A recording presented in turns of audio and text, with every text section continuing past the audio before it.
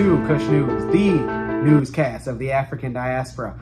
I'm your anchor, Ochanda, daily bringing you the top stories from Africa and the Caribbean. Let's take a look at today's news on Thursday, June 29th, 2023. We go to Uganda, where the military in Somalia has handed over its base to the National Army.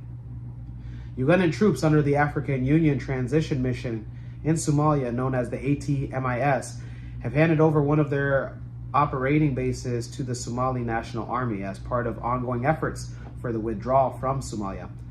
The UPDF handed over its operation bases in Albayo to the National Army on Tuesday.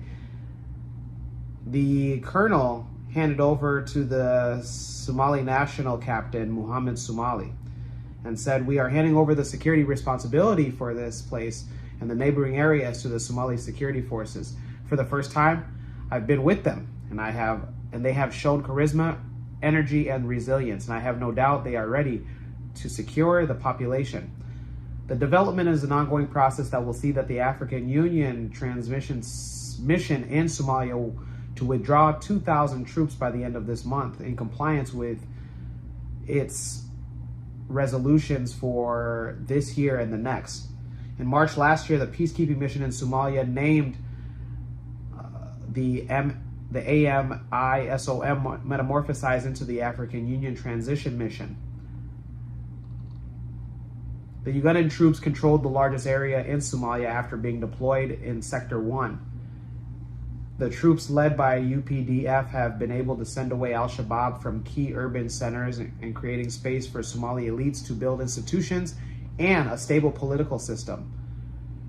Troops contributing countries in the African Union sought more funding to keep the mission going, but donors, as the Somali authorized, felt that the mission's value was waning. The counterinsurgency efforts have late run out of steam, but on the other hand, Al-Shabaab insurgents have continued to gain ground and carry out attacks. Another big problem for Somalia is that it has been identified as the country's politics, with disputes between Mogadishu's establishments and federal states, which undermine the efforts to fight Al-Shabaab. Several other attacks on the Somali National Army and Ethiopian troop bases have been reported in the last few weeks by Al-Shabaab. Those in Somalia and those in Uganda, let us know your thoughts on Ugandan troops withdrawing fully by the end of this month. Let's stay in Uganda and the region and go towards the power being sold to its neighbor, South Sudan. Uganda will start selling power to neighboring South Sudan, despite the blackouts back home in Uganda. With many of the complaints regarding power blackouts in the country, and especially in the West Nile region, Uganda has instead embarked on a deal to sell power to South Sudan. While it's not clear on how much Uganda intends to sell the power, both sides have entered into a power sales agreement that will see Uganda light up Numule, Kata, Oraba, and Ilegu. This will give birth to a 300-kilometer heavy transmission line from Olwiyo to Juba, and less than half of 138 kilometers is located on the Ugandan side. Power substations in the Olwiyo and Bibia state, plus the Juba substation, will also be expanded. The Ministry of Energy and Mineral Development led the Ugandan government delegation to Juba for the execution of this plan.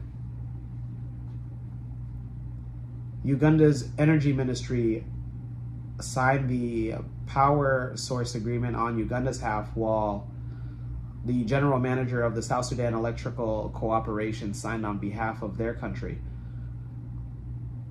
Uganda, through the Uganda Electric Transmission Company Limited, exports power to different East African countries, including Kenya, which mainly requests for support to its Western power grid. Uganda also sells power to Rwanda. However, the problems of power blackouts in Uganda are the most persistent due to a lack of enough power. Those in Uganda, let us know on how you feel about Uganda continuing to sell out power while reports of blackouts in the country are happening. Let's stay in East African region and talk about Seychelles, which is having its Independence Day.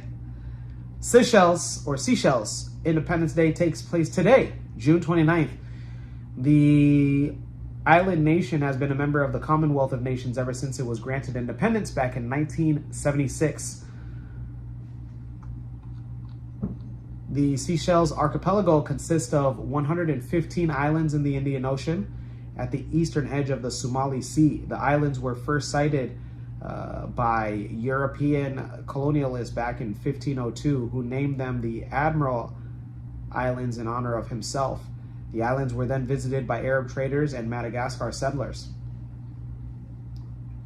France turned its attention to Seychelles, hoping to establish a speedier route from Mauritius to India. As a result, the French Revolution and the settlers created a colonial assembly back in 1790 and resolved to rule this colony. They thought Seychelles land should be given to the children of current colonialists.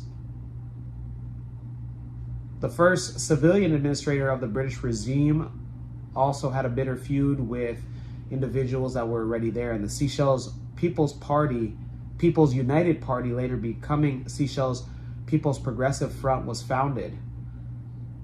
The elections back in 1974, when both political parties in Seychelles campaigned for independence, and negotiations with the British resulted in an agreement under which Seychelles became an independent republic back on June 29th, 1976.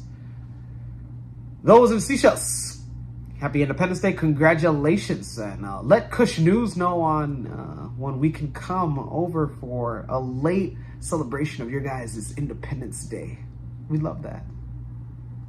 Let's go to the Caribbean and end it there. The Sahara dust has been present in some of the Caribbean island nations. Persons with allergies and respiratory issues should take the necessary precautions, as the Sahara dust is affecting some Caribbean islands.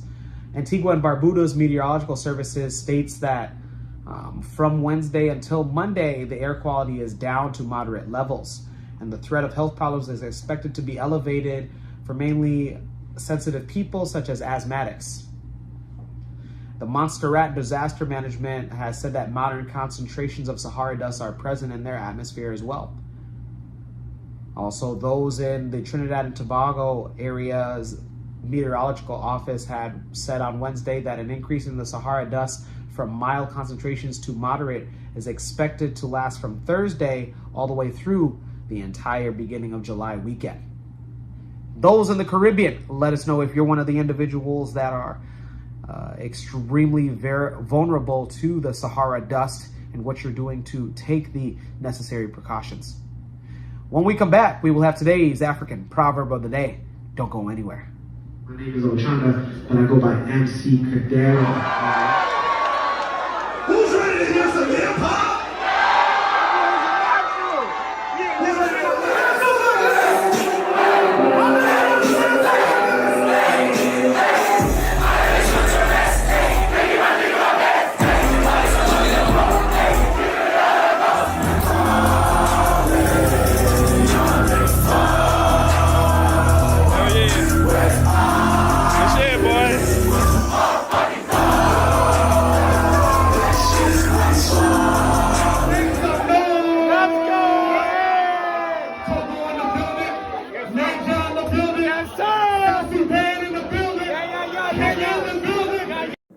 For baby showers, birthdays, weddings, visit www.mccadero.com, the official website of the #1 MC in the game.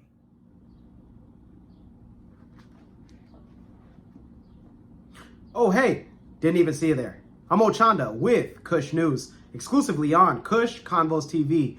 We provide the news each and every single day to the African diaspora. Numbers show that the African diaspora population globally is at over 100 million. This is your chance for your business to have ad placement during the show. We offer different ad packages.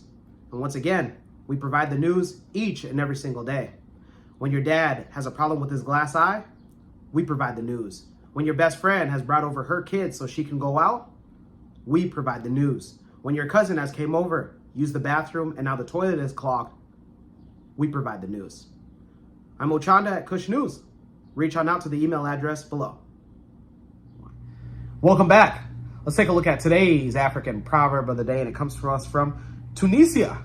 Hey, what's going on, Tunisia? It's a country I actually want to visit. One of the North African countries that I've learned a lot about. So one day I'll get there. And it reads, they ate our food and forgot our names. Once again, they ate our food and forgot our names. Tunisian proverb. All right. I believe that what you should take from this is that, when you do favors, you should just do it because you want to do it, not because you're expecting something in return, whether that's feeding somebody, helping somebody out, like changing a tire, or helping somebody build their fence, or helping plant somebody else's garden. Whatever it is that you're doing for somebody else or a group of people, you should do it because you want to do it, not because you're expecting something in return. Because most of the time, as human beings, people are quick to forget, as well as they don't find it very important to repay or help you back with another favor. So keep that in mind.